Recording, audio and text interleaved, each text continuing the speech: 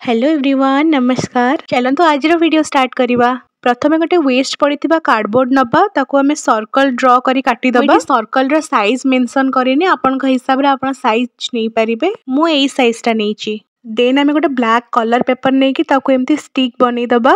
आपन माने news paper रे मध्य स्टिक बनै परिबे। मु एठी कलर पेपर यूज करी बनै देछि। देन से सर्कल ऊपर हमें से स्टिक गुडा सब अटैच करि दबा। देखो मु जेमती अरेंज करी स्टिक करछि आपण माने सेमती करिवे। मु एठी दीटा साइज रो स्टिक नेछि। सब स्टिक गुडा देखंतु अटैच हे गला। एबे हमें ता ऊपर आ गोटे सर्कल अटैच करिबा। एबे हमें फोनी से कार्डबोर्ड को यूज करी किछि डिजाइन बनेबा। गोटे सर्कल आ गोटे लीफ शेप देखंतु मु ड्रॉ करी कट कर देली। मी जो लीफ शेप कट करछे ताको हमें गोटे लेयर उठे दबा। देखंतु हमर रेडी हे गला। प्रथमे हमें से जो लीफ शेप कट करथिले ताको हमें अटैच करिबा। सब स्टिक रे अटैच करिबा।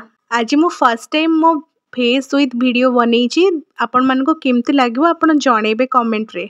जदि आपण माने कमेंट करी जणेबे ताले मु रेगुलर फेस विथ वीडियो आनिबी।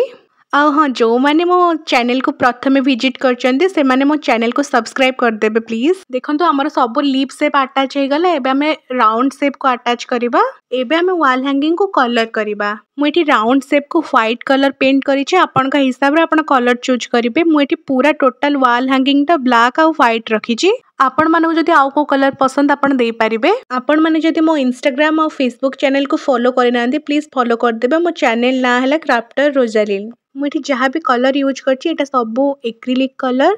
देखंतु हमर ऑलमोस्ट कलर हे गलानी। कलर करि सारला परे आउ टिके सुंदर बनेबा को हमें मिरर यूज करिबा। मु एठी शेप अनुसार मिरर यूज करिछि। राउंड शेप रे राउंड शेप मिरर और लीफ शेप रे लीफ शेप मिरर।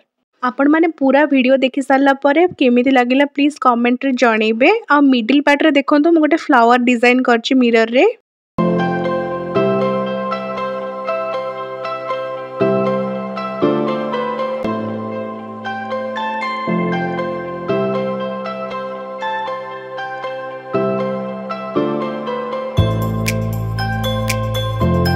पूरा वीडियो देखंतु और जणांतु केमिति लागुछि।